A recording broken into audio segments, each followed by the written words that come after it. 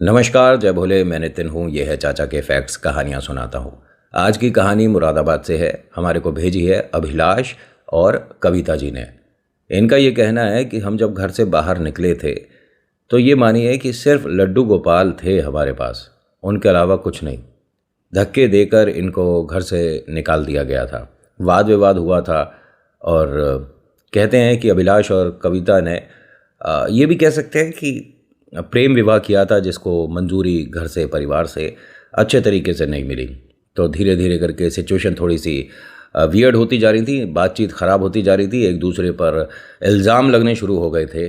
और जबकि फैमिली को मनाने के लिए उन्होंने, कविता ने अपना जॉब भी सेक्रीफाइस किया था, छोड़ दिया था। और बहुत एडजस्टमेंट करने के बाद भी जब 7 महीने यहाँ गुजर गए घर में, तो फिर नतीजा ये निकला।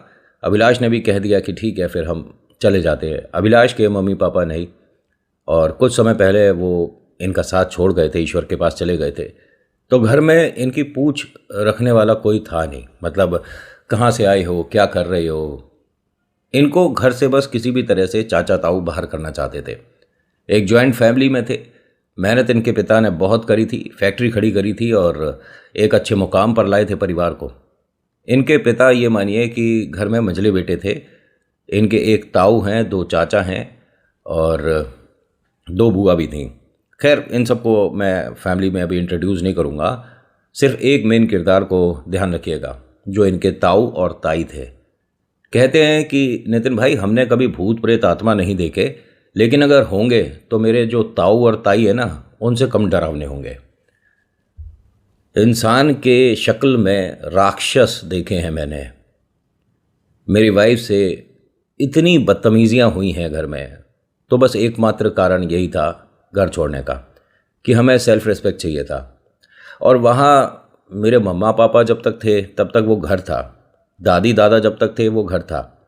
दादी दादा को 2 साल पहले पिता के सामने ही, इनके माता पिता उस वक्त जीवित थे, उनके सामने ही गांव जाने पर मजबूर कर दिया था। ये जो ताऊ है इस घर के अब करता धरता है।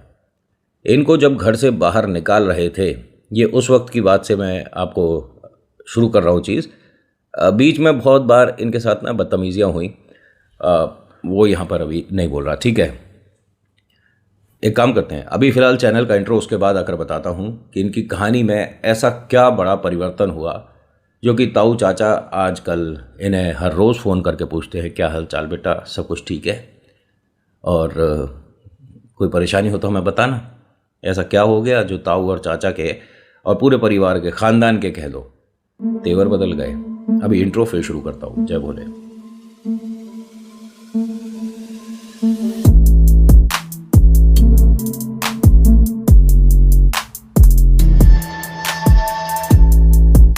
अच्छा, कहानी शुरू करने से पहले रिक्वेस्ट है कि अगर पसंद आती है और इस तरह की कहानियाँ देखना चाहते हैं तो लाइक शेयर सब्सक्राइब करिएगा। कमेंट में लिखिएगा जय श्री लड्डू गोपाल, आपका नाम, कहाँ से वीडियो देख रहे हो, जगह ज़रूर बताना मुझे। और अगर पहली बार आए हो तो 2-1 वीडियो देखो। अगर आपको उचित लगता है कि चैनल सब्सक्राइब करने लायक है, तब आप सब्सक्राइब दबाइएगा, बेल आइकन, फिर ऑल के ऑप्शन को। मैं डेली एक नई कहानी आपके लिए लेकर आता हूँ।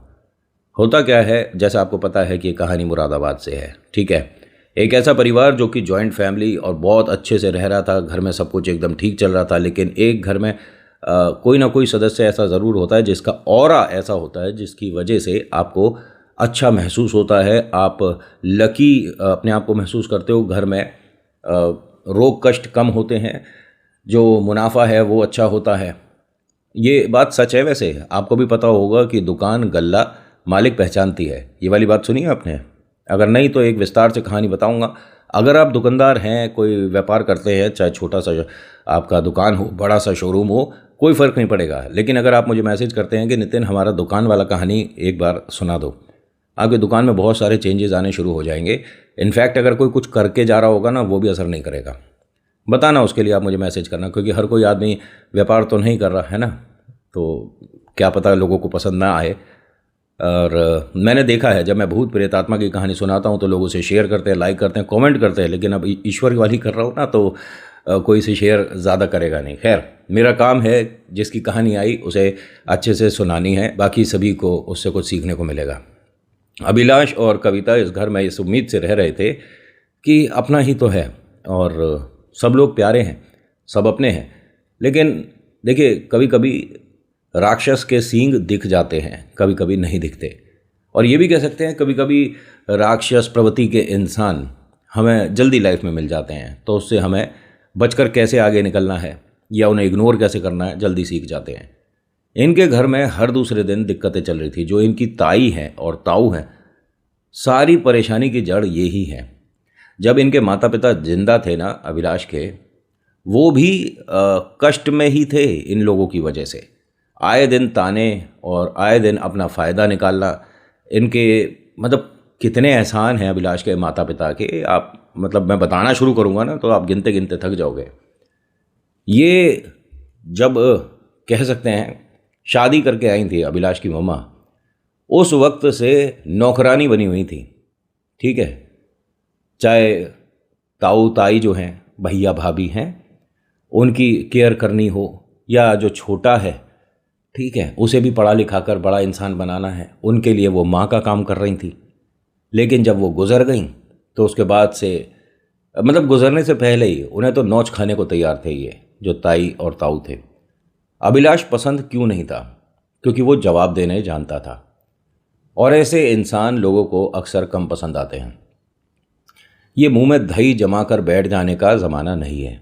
अगर आपके माता पिता से कोई ऊल जलूल बात कर रहा है तो हाथ पकड़ के घर से बाहर कर दो। ठीक है, सामने वाले का इज्जत करना चाहिए, रिस्पेक्ट करना चाहिए, लेकिन माँ बाप से ऊपर कोई नहीं। अगर आपके माँ बाप से किसी ने तू तड़ाक करके, उल्टा सीधा बोल के, उन्हें बदतमीज़ी करके शर्मिंदा कर दिया, आप सामने हो तो क्यों हो। होता क्या है कि अभिलाष एक बार जब इनके माता पिता जिंदा थे, जीवित थे, तो ताई ताऊ ने घर में कोई फंक्शन था, उस वक्त उन्हें बहुत जलील करा था। उनके कपड़ों का देख के मजाक बनाया था। और देखिए, मजाक वो बना रहा है जिसने गले में जो हार डाल रखा है वो अभिलाष की मम्मा का है। वो मजाक बना रही थी सभी के सामने कि देखो धागा सा पहन कर आ गई है, इसको ये नहीं पता घर में त्यौहार है तो हाथ में चूड़ियाँ डाल ले और ये और वो है। तो अभिलाष ने सभी के सामने बेइज्जती कर दी थी ताई की। ये बोल दिया था कि आप माँ को ये सब बोले जा रही हो, जिसमें कि ये जो हार पहना है आपने, ये माँ वाला ही है, हम सबको पता है, पूरे घर को पता है। तो सबके सामने ताई की थोड़ी सी बेइज्जती हो गई। निकाल के हार ज़मीन पे मार दिया था उन्होंने कि रख ले। तो अभिलाष ने कहा कि हाँ, हमारा है तो हम ही रखेंगे ना, तुम क्यों पहन के घूम रही थी। जबकि इनकी मम्मा ने खूब हाथ जोड़े कि अरे भाभी छोड़ो, कोई नहीं, गलती हो गई। कोई भी बात होती थी घर में, लड्डू गोपाल से ज़रूर कहता था ये अभिलाष जो है, गोपाल जी के पास जाए। और लड्डू गोपाल ना मंदिर में नहीं रखे, इनके घर के एक कमरे में छोटा सा एक आला बना हुआ, आला समझते हो ना, काइंड ऑफ विंडो जो कि आर पार नहीं है, ठीक है, सिर्फ एक तरफ से खुली हुई थोड़ी सी दीवार है, आला बना हुआ है, उसमें लड्डू गोपाल जी की मूर्ति रखी हुई थी। और ये क्या करते थे, हर दूसरे तीसरे दिन लड्डू गोपाल जी के आसपास जो जगह है उसे सजाने की कोशिश करते थे। अभिलाष जो है, कभी उसमें थोड़ा गोटा चुनरी लगा दिया, कभी उसमें छोटे छोटे शीशे लगा दिए, कभी कहीं से गुलाब ला कर रख दिए, कभी चमेली रख दिए। उसे नहीं पता कि कौन सी चीज़ ठीक है कौन सी चीज़ ठीक नहीं है, बट मेरे जो गोपाल जी हैं आसपास एकदम अच्छे से उसमें रहे। इनके माता पिता ने इतने कष्ट झेले कि यहाँ बताना शुरू करूँगा तो शायद आपकी आंखों से आंसू निकल आएंगे, या आप अपने आप को किसी से कनेक्ट करने लग जाओगे कि नितिन, जितने कष्टकारी इनके ताई ताऊ थे, हमारी ज़िंदगी में भी एक ऐसा कांटा है। होता क्या है कि अभिलाष और कविता एक दूसरे को पसंद करते थे। इनके माता पिता अभिलाष के एग्री थे, राजी थे कि जो बहुरानी है, पढ़ी लिखी है, इसके साथ ही जॉब करती है और दोनों दिल्ली सेटल होना चाहते हैं, बड़ी जगह जाएंगे, कुछ अच्छा नाम कमाएंगे और 4 पैसे ज़्यादा घर में आएंगे, राजी थे। लेकिन ताई ताऊ और चाची के बच्चे वगैरह ये सब थोड़ा सा नहीं, जो रहेगा इस घर में वो मुरादाबाद में ही रहेगा, उसे कहीं जाने की अनुमति नहीं है, जो फैक्ट्री खुली है बस इसे ही देखो।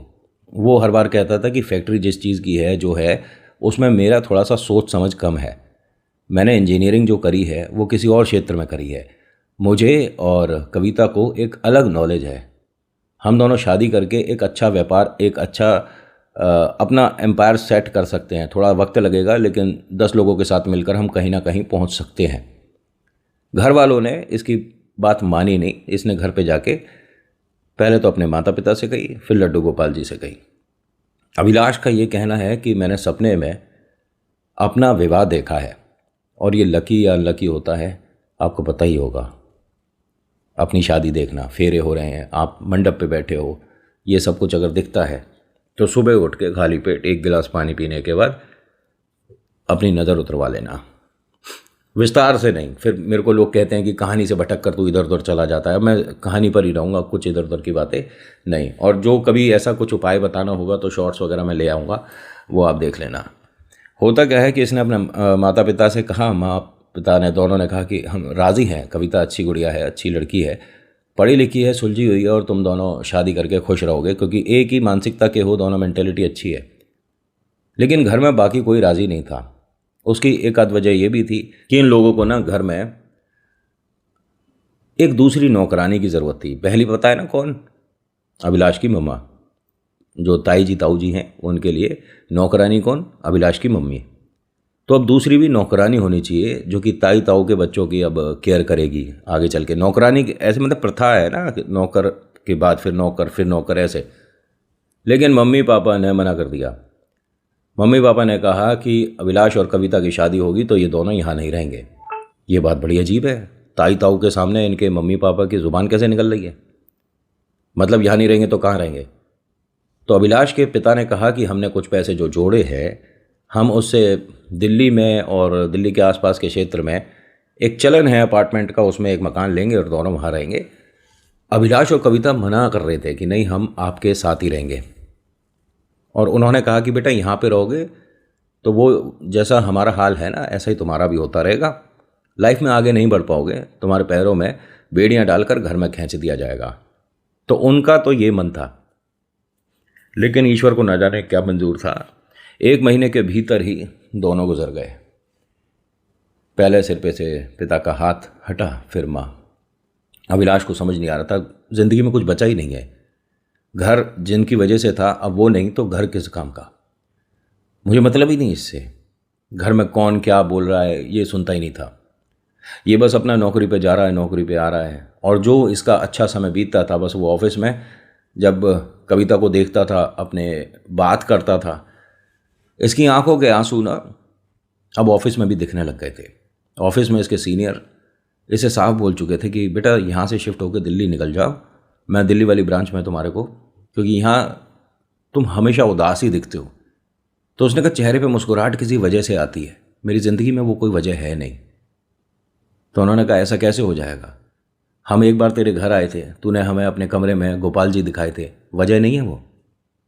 कह रहे बस वही है, उन्हीं की वजह से मैं घर लौटता हूँ। माँ पापा थे तो जब तक ठीक था, वो गए, अब घर घर नहीं है। दादी दादा कहाँ गए तेरे? उन्हें तो पहले ही निकाल दिया था। तो अब तेरे घर में जब सिर्फ लड्डू गोपाल हैं तेरे लिए, तो उनको लेकर एक ऐसी जगह शिफ्ट हो जा जो कि तू घर बनाए। मैं समझा नहीं। सब जानते हैं कि तू और कविता एक दूसरे को पसंद करते हैं। तुम दोनों की शादी की व्यवस्था ऑफिस करेगा। तुम एक दूसरे को अगर पसंद करते हो तो कविता की फैमिली ने मना कर दिया, क्योंकि उन्हें कहीं ना कहीं से शायद पता चल गया था कि घर में इसका कोई ज़्यादा वैल्यू नहीं है, और अगर शादी करनी है तो चाचा के जो बेटे हैं उनसे करो। उस पर बड़ी गाड़ी भी है, फैक्ट्री भी जा रहा है, और ये तो बस एक नौकरी कर रहा छोटी सी। कविता ने साफ मना कर दिया कि कभी ज़िंदगी में अगर शादी करनी पड़ी तो अभिलाष से होगी, वरना होगी नहीं। ये दोनों अपनी बात पे टिके रहे। अभिलाष ने कविता की फैमिली में आकर हाथ जोड़कर विनती भी करी कि देखिए ऐसा नहीं है कि हम कोई गलत कदम उठाएंगे, हम भाग जाएंगे, ऐसा कुछ नहीं करेंगे। आप लोग आशीर्वाद दे दो, क्योंकि मुझे मेरी तरफ से कोई आशीर्वाद नहीं मिलेगा, मैं अकेला ही हूँ। अगर आपको लगता है कि आपकी बिटिया का ख्याल मैं रख सकता हूँ और वो मेरे साथ खुश रह सकती है और वो अपनी लाइफ आगे बढ़ सकती है, अच्छा खा कमा सकती है, अच्छे ओहदे पे पहुँच सकती है, मेरे साथ शादी करने के बाद उसे इन चीज़ों में कोई प्रॉब्लम नहीं आएगी, मैं उसका हाथ थाम कर कोई गलती नहीं करूँगा। मेरी ज़िंदगी में सिर्फ वो होगी और कुछ मेरे पास बचा नहीं है।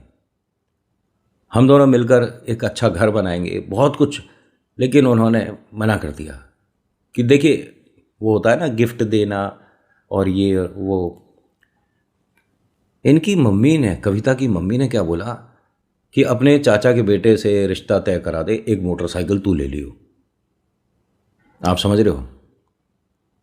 इसकी आंखों में आंसू थे और इसे ये पता चल गया था कि इंसान की जो वैल्यू है सिर्फ पैसे से है। आप पढ़ाई क्या करे हो फ़र्क नहीं पड़ता, आपने इंजीनियरिंग कौन से कॉलेज से करी है फ़र्क नहीं पड़ता, आप इंजीनियरिंग कितने परसेंटेज से निकले हो और भाई साहब अभी जिस कंपनी में हो उसके बाद कहाँ पहुँच सकते हो, कोई फ़र्क नहीं पड़ता, पैसा कितना है।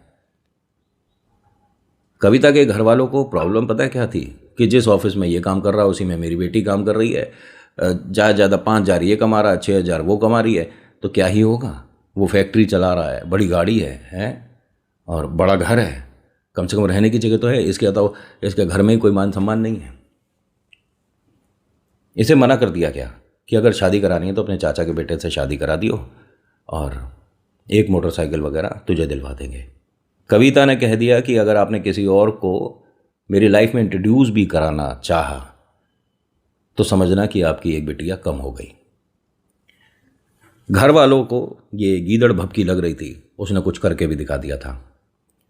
फिर अभिलाष इनके घर पर आया और हाथ जोड़कर कहता है कविता से कि वजह नहीं बनना है कि हम दोनों ने एक दूसरे को पसंद किया, वजह मैं नहीं बनना चाहता। ना तुम शादी करो ना मैं शादी करूं, लेकिन गलत कदम कोई नहीं उठाएगा। कविता ने घर में सभी के सामने बोल दिया था कि जिस दिन इसने कहा कि हम कहीं और रहेंगे, मैं उस दिन घर से चली जाऊंगी। आप दोनों इसका साथ क्यों नहीं देते हो? मम्मी पापा से बोलती अपने कि इसके माँ बाप चले गए, अब ये उस घर में इतना परेशान है कि रोज़ एक नई परेशानी होती है इसके साथ, इतना दुखी है, उसके बाद भी आप इसका हाथ नहीं थाम रहे। मम्मी पापा ने जब ये ठीक हो गई तो इसको घर से विदा कर दिया कि ना हमारे पास देने को कुछ अच्छे खासे पैसे वाले लोग हैं। किसी भी तरह से उसकी अभिलाष की कोई मदद नहीं करी और वो भी थोड़ा सेल्फ रेस्पेक्ट को अच्छे से जानता समझता है, उसने भी कुछ नहीं लिया। कविता और अभिलाष की शादी ऑफिस वालों ने कराई और ये जो सारी चीज़ें हो रही हैं ना, ये कहते हैं कि सिर्फ और सिर्फ लड्डू गोपाल की वजह से हो रही हैं। माँ बाप के जाने के बाद लड्डू गोपाल के सामने मैंने दिया आरती करनी बंद कर दी थी। मुझे मेरे माता पिता सपने में गोपाल जी के साथ दिखते थे। गोपाल जी सामने बैठे खेल रहे हैं और माँ बाप उनके पीछे बैठे हैं, मतलब अभिलाष के मम्मी पापा गोपाल जी के पीछे बैठे हैं और गोपाल जी सामने माटी में खेल रहे हैं और वो खेलते खेलते अपने पीछे पलट कर देखते हैं, इसके माता पिता हंसते हुए स्माइल करते हुए दिखते हैं। ये बस सपने देख रहा था, सपने में अपने गुजर गए माता पिता को देखता था और डरता नहीं था। अपने हैं वो, उनसे क्या डरना, और वो अपनों में भी सबसे खास, सबसे ज़्यादा प्रिय, सबसे ज़्यादा लगाव जिनसे हो सकता है। ये बस अपना ये सपना डिस्कस करता रहता था। कविता हर बार ये बात बोलती थी कि आपको घर में किसी से बात करनी है नहीं करनी है अलग मैटर है, आपका अपना ओपिनियन है, लेकिन गोपाल जी ने ऐसा क्या गलत किया है जो आपने उनसे बातचीत करनी बंद कर दी। कह रहा मैं जब उनके आगे आसपास वो फूल लाता था, चीज़ें रखता था, सजाता था, तो कभी पापा टोकते थे, कभी मम्मी टोकती थी, अच्छा लगता था कि अरे ये नहीं रखते हैं, अरे ये नहीं होता, अरे ये गलत किया, अरे वाह क्या। अब कोई कुछ कहने वाला ही नहीं है, इसलिए मैंने गोपाल जी की तरफ अब देखना ही बंद कर दिया। मुझे वो हर दूसरे दिन सपने में दिखते हैं, लेकिन मैं उन्हें असलियत में सामने बैठे हुए भी नहीं दिखता। मैं घर जाना ही नहीं चाहता। तो कविता ने कहा था कि अब आप अगर अपने माता पिता से प्यार करते हैं, मुझे भी पसंद करते हैं, तो रोज़ गोपाल जी से सुबह और शाम को एक बार बात करके आओगे जैसे आप पहले करते थे।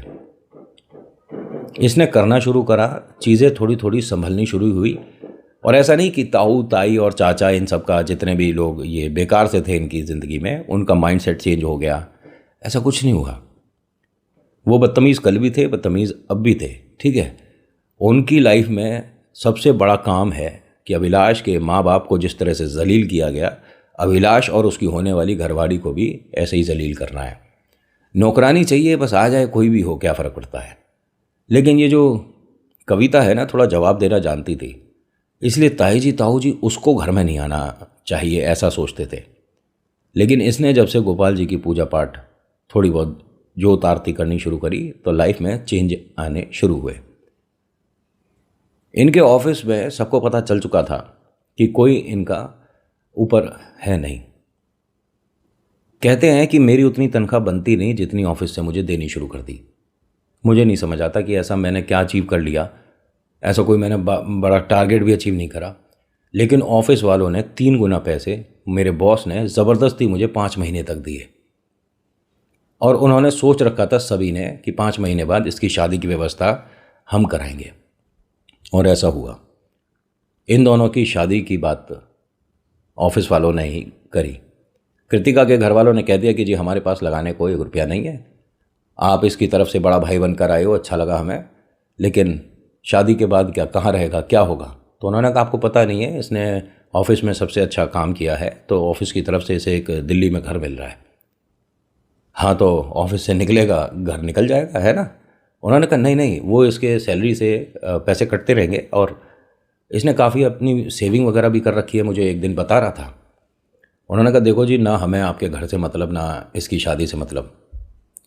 कविता जिस दिन घर से निकलेगी उस दिन पलट कर ना देखे, और आज तक ये दोनों वापस नहीं गए। इनका ये कहना है कि नितिन, लाइफ में हमने वो कष्ट देखा है कि अपने हर दिन की बात बताएंगे तो आपकी एक नई कहानी आती रहेगी, लेकिन जो जैसा हुआ और जो इनकी स्थिति अभी है उसी तरह से मैं परोस रहा हूँ। जो पंडित जी हैं, उनसे पहले जब मिलने गए थे, जन्म पत्री देखी तो बहुत कमाल थी, दोनों जैसे एक दूसरे के लिए बने थे। पंडित जी ने कहा कि मतलब आशीर्वाद के लिए आपके पास कोई है तो उनको भी बुला कर लाओ। इसने कहा मम्मी पापा तो है नहीं, अभिलाष ने। आप अगर करो तो कह रहे नहीं, हम पंडित ये चीज़ नहीं कर सकते। जब मतलब कोई आशीर्वाद वाली बात आई थी, इनकी प्रथा कुछ थी कि फेरे से पहले बड़े का हाथ होना चाहिए। इसने कहा मेरा कोई नहीं है। ऑफिस के जो सर थे उन्होंने कहा कि मैं करूँगा। उन्होंने कहा नहीं, ऐसा कोई अपना जिसे तू बचपन से जानता समझता हो। उसने कहा ऐसा तो बस एक गोपाल जी है।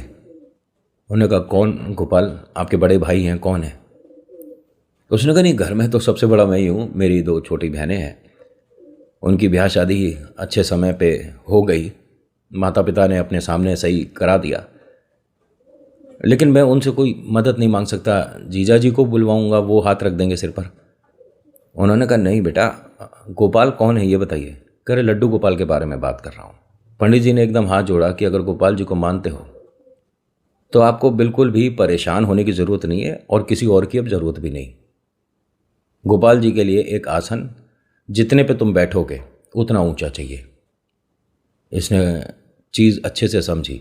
मतलब जैसे ये जब ज़मीन पर बैठेंगे तो गोपाल जी का जो आसन लगेगा वो कंधे तक होना चाहिए, ठीक है। इनके कंधे तक का एक कुर्सी टेबल लगवाया गया। इनकी शादी में स्पेशली ये हुआ था, अब कहते हैं, मैं बता रहा हूँ। और इनके जो धर्मपत्नी हैं वो बैठी थी साथ में। ये कह सकता हूँ गोपाल जी इनको दोनों को देख पाएँ ऐसे स्थान पर बैठाए गए थे।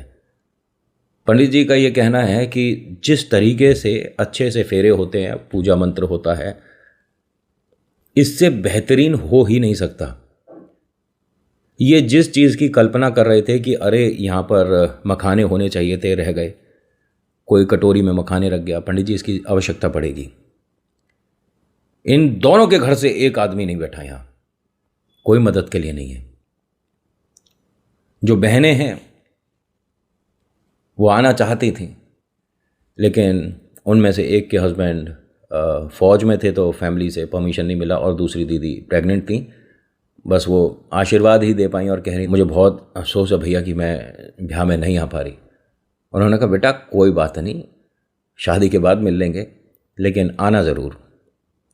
रिश्ता आज इन बहन भाइयों का ही रह गया है। कहते हैं कि नितिन भैया, वो जो संपत्ति होती है मुझे नहीं पता कैसी होती है, ना मुझे उसमें कोई शेयर चाहिए। मेरे दादा दादी को घर से बाहर कर दिया, मेरे माता पिता जब तक जीवित थे नौकर नौकरानी बना के रखे गए। आज मैं सक्षम हूँ, कामयाब हूँ, और जो वाइफ है वो अफसर है, और वो ऐसी जगह उनकी पोस्टिंग हो गई जहाँ पर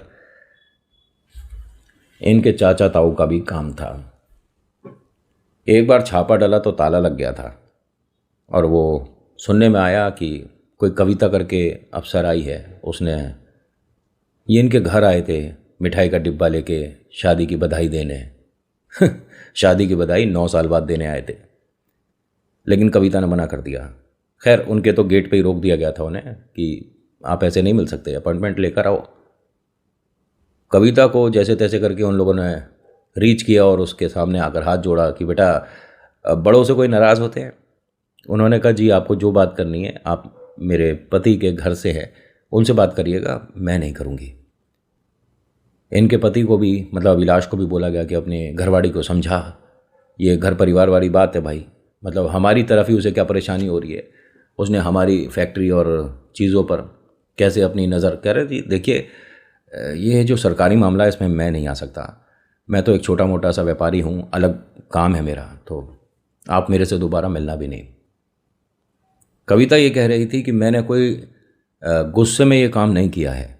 जिसका जो शक है भाई, अगर किसी का टैक्स बच रहा है उसे अगर नोटिस नहीं देंगे तो क्या करेंगे। अब वो गलती से हमारे घर वाले निकल रहे हैं तो क्या रोक दूँ मैं। अभिलाष ने कहा कि नितिन भैया एक मैं छोटा सा टोटका बता देता हूँ तो वो शेयर करना। इन्होंने मुझे ये कहा है कि अगर आपकी लाइफ में कोई भी अच्छी चीज़ होती है, कोई भी बुरी चीज़ होती है, आप सिर्फ और सिर्फ लड्डू गोपाल से कहिएगा दोनों हाथ जुड़े होने चाहिए, मतलब इस तरह से जुड़े हों, ऐसे आपके हाथ फोल्ड लो, ऐसे हाथ हो, कैसे भी हों, लेकिन हाथ अगर जुड़े हैं और आप गोपाल जी से कुछ कह रहे हो, कहने के बाद 1-1.5 मिनट तक वहाँ से हटना नहीं। आपके घर में अगर गोपाल जी रखे हैं ना आपने, आप करके देखिएगा। अगर खड़े होकर आपको पूजा पाठ करने में समस्या है, बैठ के करिएगा कि उनके सामने बैठिए, अपने मन की जो भी बात है या जो परेशानी है, जो सफलता है, जो अचीवमेंट है, ऐसा नहीं सिर्फ दुख बताना है कि भगवान जी परेशानी चल रही है संभाल लो। अरे आप ये भी तो कह सकते हो हाथ जोड़ के कि कल बहुत अच्छा दिन गया, भगवान जी मुझे प्रॉफिट हुआ, यहाँ तक गया मैं, और आज का दिन भी बस अच्छा जाना चाहिए। ऐसा भी कर सकते हो। सिर्फ हमेशा रोने और कष्ट के लिए क्यों जाते हो सामने।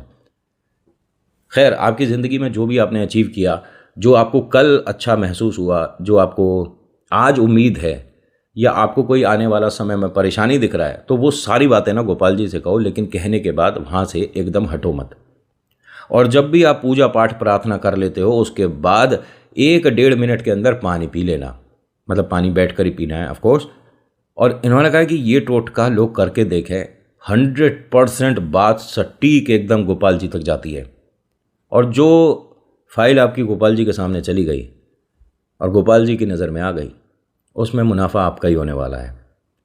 आज के अनुभव में इतना ही, जैसी जो आई वैसी मैं परोस दी। ऐसा नहीं कि अपनी तरफ से कोई चीज़ें इसके अंदर मैं ज़बरदस्ती की इंट्रोड्यूस कर दूं कि आपकी आंखों में आंसू आए या चेहरे पर मुस्कुराहट आए, ऐसा कुछ नहीं करता मैं। जैसी जो आई है वैसी वो सुनाता हूँ। कभी कभी लोग मैसेज करते हैं कि कम डरावनी लग रही है, वक्त बताएगा। So thank you so much for watching. मेरा नाम नितिन, मुलाकात करूंगा एक नेक्स्ट वीडियो में। हर हर महादेव, जय भोलेनाथ, धन्यवाद।